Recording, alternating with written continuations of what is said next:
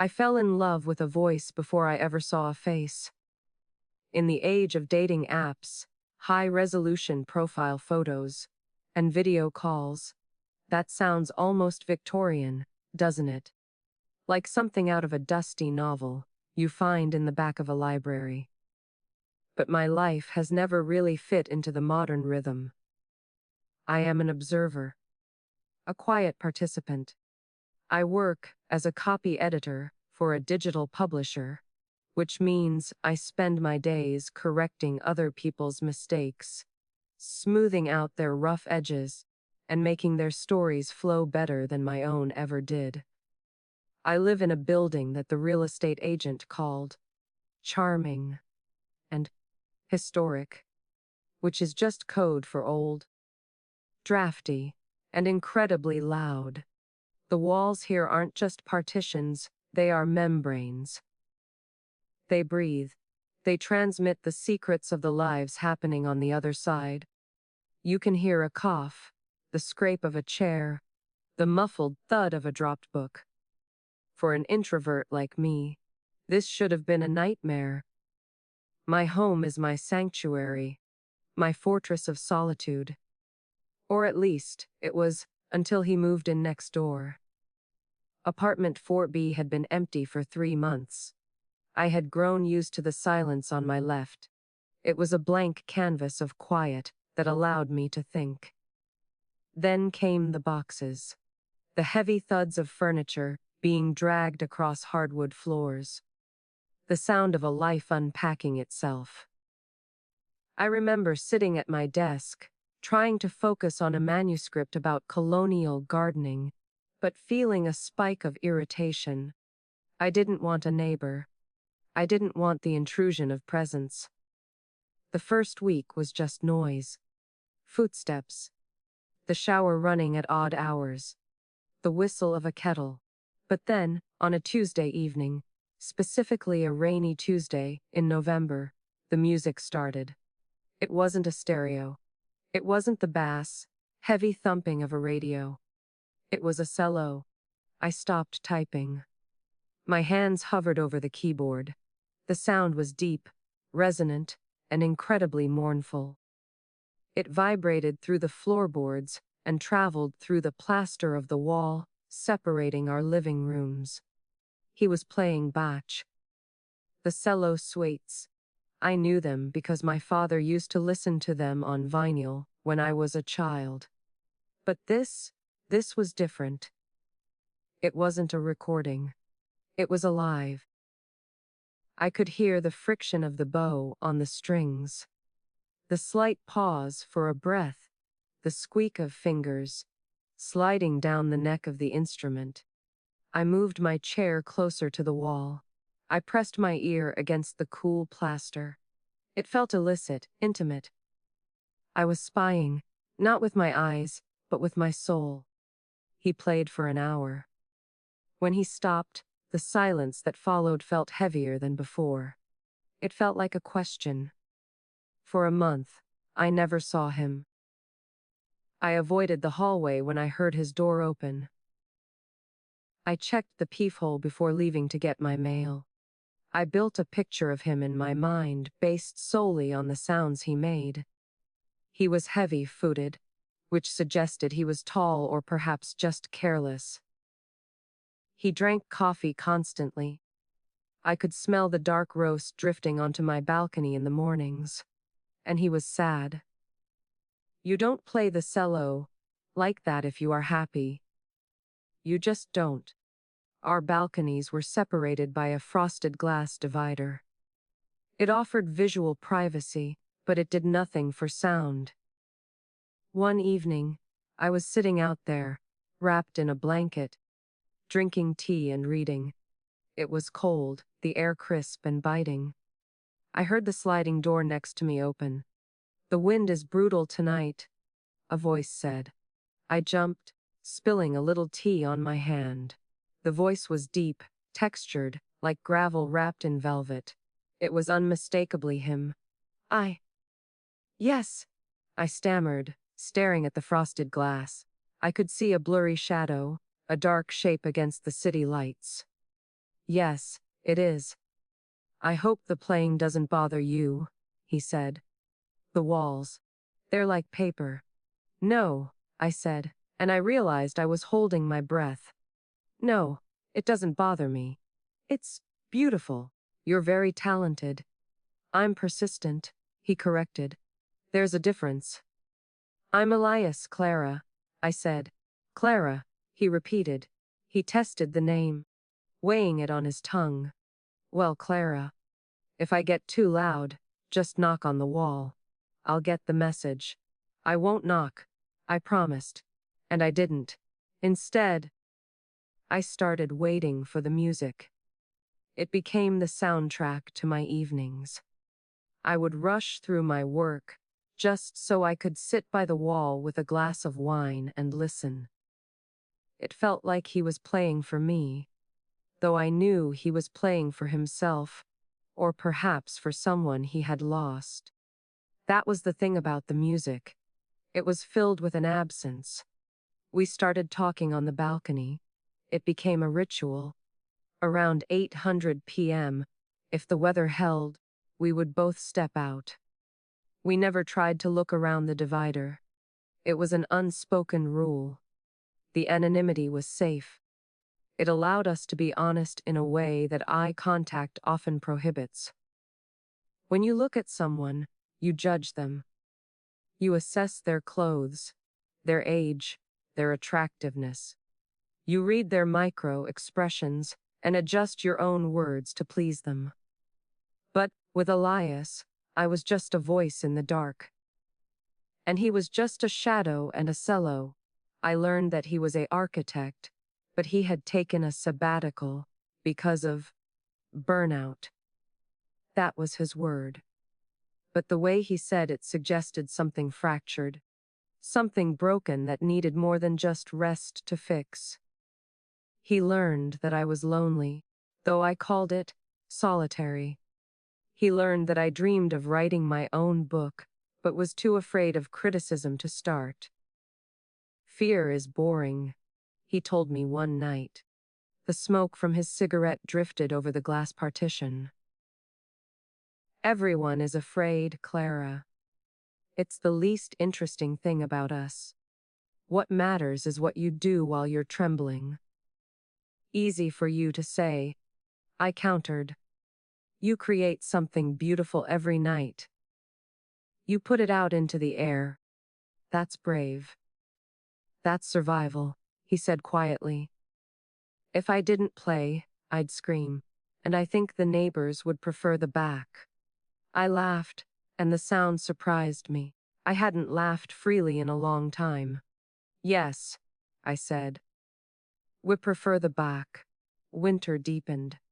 The city turned gray and slushy, the kind of weather that forces you inward. My world shrank to the size of my apartment, and the invisible connection with the man next door. I found myself curating my life for him. I would choose books to read on the balcony that I thought sounded intelligent when I described them. I practiced anecdotes in the shower, polishing them until they shone, just so I would have something interesting to say at 800 p.m. It's strange to fall for someone you have never seen. It defies logic. My friends, the few I still saw regularly, would have told me I was delusional. They would have said I was projecting a fantasy onto a blank slate. And maybe I was. But the feelings were real.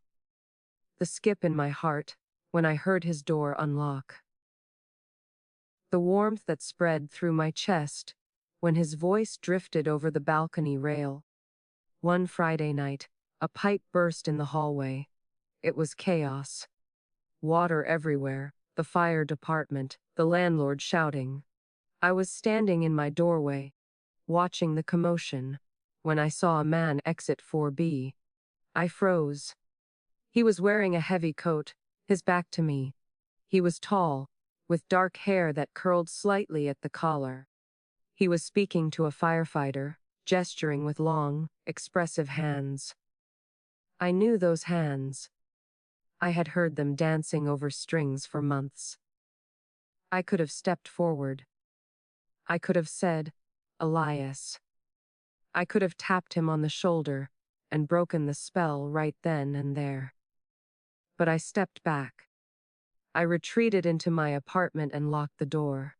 My heart was hammering against my ribs like a trapped bird. Why did I hide? It wasn't just shyness. It was terror. What if he saw me and was disappointed? What if the reality of me, plain, quiet Clara in her oversized sweater, didn't match the voice he had been talking to in the dark? Or worse, what if Fafi wasn't who I imagined? What if the magic evaporated the moment our eyes met? I stayed inside. Later that night, when the building had quieted down, I went out to the balcony. I waited. 10 minutes passed, then 20. I was about to go back in, shivering, when I heard the slide of his door. "You okay?" he asked. His voice was rougher than usual. "I'm fine," I said, wrapping my arms around myself. "Just a bit of excitement." "I almost knocked on your door," he said, "to make sure you weren't flooding." "Oh," I said. I was okay. "Thank you. I've never seen you, Clara," he said suddenly. The air between us changed. It became charged, electric. I realized that today. I was standing in the hall, looking at your door, and I realized I don't know what you look like. I don't know if you have blue eyes or brown.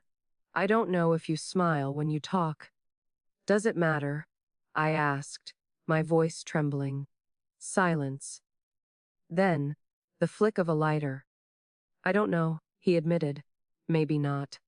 Maybe it's better this way. The mystery keeps us honest." "I think so," I whispered. "But I have a proposal," he said.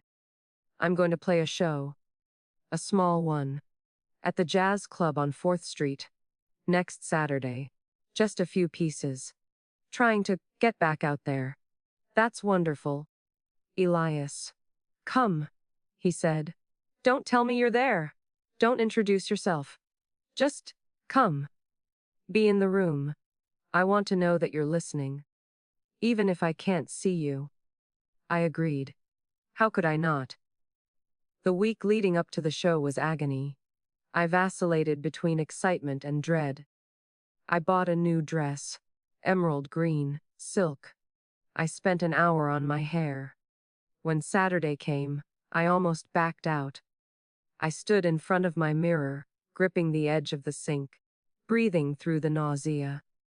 "You are brave," I told myself. He said fear is boring. I went to the club.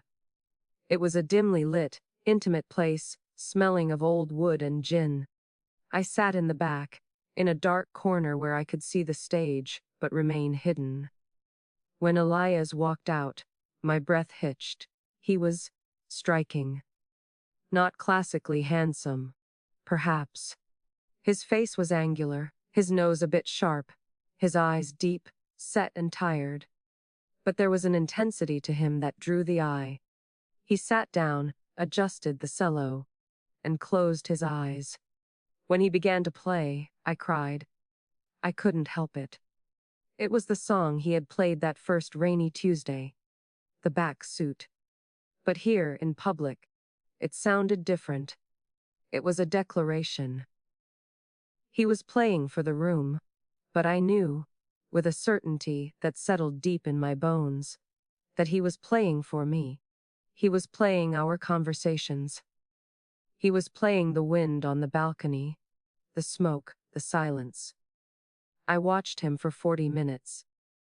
I memorized the way his brow furrowed when the tempo increased. I memorized the way his hands moved. And then, when the applause started, I slipped out the back door. I didn't go say hello. I couldn't. The distance was still our safety. I walked home in the cold, feeling a strange mixture of elation and grief. I had seen him. He was real. And now, the wall between us felt thicker, not thinner. Because now I knew what I was missing. The dynamic changed after the concert. I didn't tell him I had been there. When he asked the next night on the balcony, "Did you come?" I lied. "I couldn't make it," I said, hating the tremor in my voice. "Work. A deadline." "Ah," he said. He sounded disappointed, but he didn't press. "Well, it went okay. I think I remembered how to be a person again." "I'm sure you were brilliant," I said. "I missed you," he said. The words hung in the night air. "I missed you. How can you miss someone you've never met?" But I knew exactly what he meant. I missed him too, even though he was 3 feet away. I missed the possibility of him. Spring arrived, bringing with it a restless energy. The city woke up. Windows were opened. The privacy of winter was gone. We could hear the street noise now, the laughter of people walking by. It made our quiet, private world feel fragile. I started to notice things I hadn't before. He had a visitor. A woman. I heard her voice through the wall one evening. Pitched, laughing. I heard the clink of glasses. I sat on my sofa, staring at the plaster, feeling a jealousy so sharp it made me nauseous. Who was she? Was she the reason for the burnout? Or was she the recovery? I didn't go out to the balcony that night. Or the next. I withdrew. I stopped rushing home. I started working late at the office, avoiding the apartment. I convinced myself that I had been foolish. I was the crazy spinster neighbor, imagining a romance with the tragic artist. It was a cliché. It was pathetic. 3 days later, I found a note slid under my door. It was written on thick, cream-colored paper. The handwriting was jagged, architectural. "Clara, the silence is louder than the cello. Are you okay?" I held the note to my chest. I wanted to knock on his door. I wanted to scream, "Oh, no, I'm not okay! I'm in love with you and I'm terrified and I heard a woman laughing and I hate it." Instead, I wrote back, "Just busy. Deadlines. The glamour of editing." I slid it under his door. It felt childish. We were adults playing games of hide and seek. That night, he knocked on the wall. 3 sharp raps. I hesitated. Then, I knocked back. 3 taps. It was a code. "I'm here. I'm listening." We resumed our balcony talks, but the woman was never mentioned. I didn't ask. I didn't have the right. We talked about safer things. Politics. Literature. The strange man on the first floor who collected antique dolls. But the tension was there. It was a wire pulled tight between us. Then came the storm. It was late August, a humid, oppressive night that broke into a violent thunderstorm. The power went out across the block. My apartment plunged into darkness. The air conditioning died, leaving the air heavy and still. I went to the balcony for air. The city was unusually dark, patches of blackness amidst the grid. The rain was torrential, droning against the roof, drowning out the traffic. "Elias." I called out. "I'm here." He answered immediately. He sounded closer than usual. He must have been leaning right against the divider. "The power is out," I said, stating the obvious. "It's beautiful," he said. "Look at the sky. You can actually see the clouds without the light pollution." I looked up. He was right. The storm clouds were purple and bruised, illuminated by flashes of lightning. "Clara," he said. His voice dropped, cutting through the sound of the rain. "I'm moving." The world stopped. The rain stopped. My heart stopped. "What?" I whispered. "My sabbatical is over," he said. "The firm offered me a position in Chicago, lead architect on a new museum. It's, it's a huge opportunity. Chicago. I repeated. It sounded like a foreign country. That's far. Wes. When?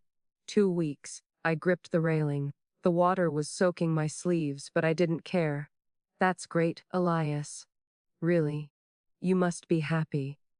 I don't know, he said. I thought I would be. It's what I wanted, to get back to my life, to be successful again. But what? But I don't want to leave this balcony, he said.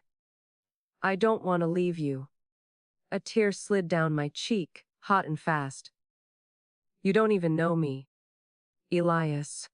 Don't I? He asked. I know you hate the word moist. I know you cry when you think about elephants in captivity. I know you want to write a novel about your grandmother. I know you listen to the cello as if it's oxygen. I know you better than people I've known for 10 years. Knowing facts isn't the same as knowing a person, I argued, trying to protect myself. Then let me know you, he said. Let's meet. Properly. Tomorrow, dinner, somewhere nice, no walls, no dividers. Just us. I panicked. This was the moment. The cliff edge. I don't know. Clara, please. I'm leaving. If we don't do this now, we never will. We'll just be a story we tell ourselves when we're old. The mysterious voice next door. I don't want a story. I want you. Okay, I said. The word fell out of my mouth before I could stop it. Okay. Tomorrow. I didn't sleep. I spent the night staring at the ceiling, playing out every possible scenario. Scene A, he sees me. His face falls. We have an awkward, polite dinner. He leaves for Chicago, and I never hear from him again. Scene B, we hit it off, fall madly in love, and then he leaves for Chicago anyway, breaking my heart. Scene C, I don't show up. Scene C was the most tempting. It was the coward's way out. It preserved the fantasy. If I didn't go, he would remain perfect. I would remain mysterious. We would be a tragedy, but a beautiful one. But his words haunted me. Fear is boring. I got dressed. I put on the emerald dress again. I put on heels that made me feel tall and precarious. We had agreed to meet at a bistro 3 blocks away. Neutral ground. I walked there. The air was washed clean by the storm, smelling of wet pavement and ozone. My stomach was a knot of anxiety. I arrived 5 minutes early. I sat at a table near the window, watching the door. Every time the bell chimed, I jumped. A man walked in. Tall, dark hair. It was him. He looked around, scanning the room. He looked nervous. He was wearing a suit, no tie. He looked devastatingly real. He wasn't a shadow on a balcony anymore. He was a man with pores and a small scar on his chin, and eyes that were searching for something. He looked right at me, and his gaze slid past. He didn't know who I was. Of course he didn't. I hadn't told him about the green dress. I hadn't told him I was blonde. I hadn't told him anything about my physical self. He stood by the hostess stand, checking his watch. He looked at the door. He was waiting for Clara. But he didn't know that Clara was the woman sitting 20 feet away, holding a menu with shaking hands. I watched him wait. I saw the hope in his face slowly turn to worry, then to resignation. I stood up. My legs felt like lead. I had to walk over there. I had to say, "It's me." But I couldn't move. I saw him pull his phone out. He was probably texting me, but I had left my phone at home, on purpose, so I wouldn't be distracted. I watched him for 10 minutes, the longest 10 minutes of my life. I saw him order a drink at the bar while he waited.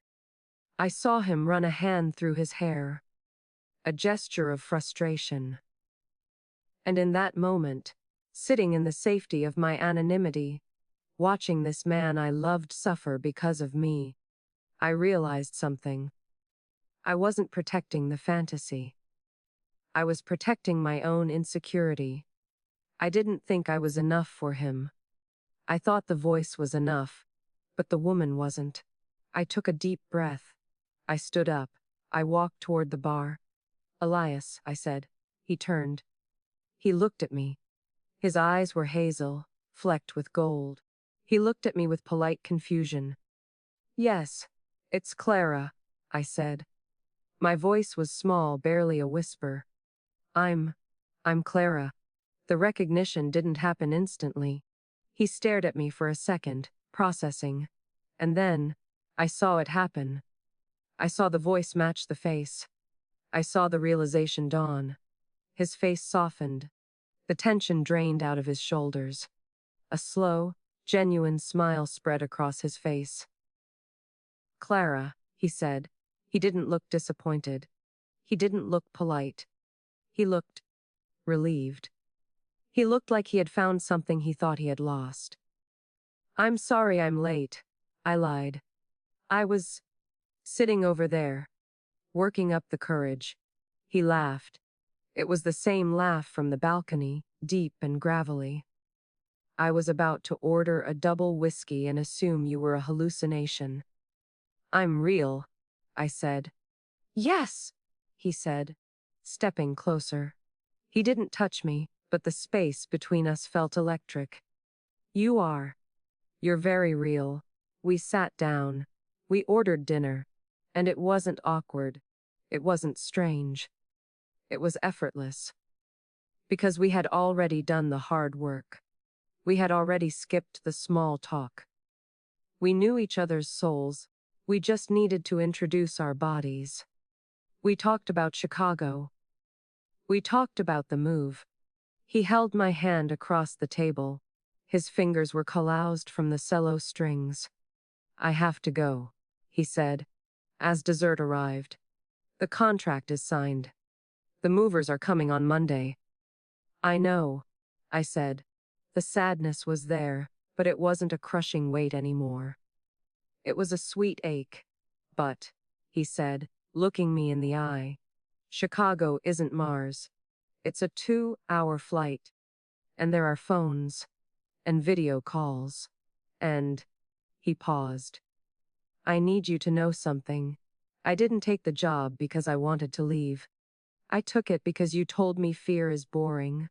You made me brave, Clara. You fixed me, just by listening." "You fixed me too," I said. We walked back to the apartment building together. We stood in the hallway, between door 4A and 4B. "This is weird," he said, gesturing to the doors. "Usually we say goodnight through the wall." "It is weird." I agreed. He leaned down and kissed me. It was a soft kiss, tentative, tasting of wine and rain. It wasn't a movie kiss. It was a human kiss. It was a promise. "Good night, Clara," he said. "Good night, Elias." He moved out 3 days later. I helped him pack the last boxes. I watched the moving truck pull away. It has been 6 months since Elias left. My apartment is quiet again. The neighbor who moved into 4B is a young medical student who is never home and makes zero noise. Sometimes, I miss the cello. I miss it with a physical ache in my chest. But the silence isn't lonely anymore. It's just quiet. I finished my manuscript. I sent it to an agent last week. I don't know if they will like it, but I sent it. That's the important part. And every night at 8:00 p.m., my phone rings. We have a routine. He puts his phone on the music stand in his apartment in Chicago. I put mine on the kitchen counter. He plays for me. Sometimes it's Bach. Sometimes it's something new he's writing. I listen, drinking my tea, watching the city lights of my own skyline. We are still separated by walls, by miles, by states. but the connection is stronger than it ever was when he was 3 feet away. Last weekend, I flew to Chicago. I saw his new apartment. It has a balcony with a view of the lake. We stood out there, the wind whipping our hair, and he held me. "It's different," I said, looking at the vast expanse of water. "No divider. No divider," he agreed. "Just us. He isn't moving back. And I'm not moving to Chicago. Not yet. We are taking it slow. We are savoring the reality of it. We are learning how to be a couple in the daylight. How to navigate the mundane annoyances of life that you don't see when you're just voices in the dark." He leaves wet towels on the floor. I grind my teeth when I sleep. We are imperfect. We are real.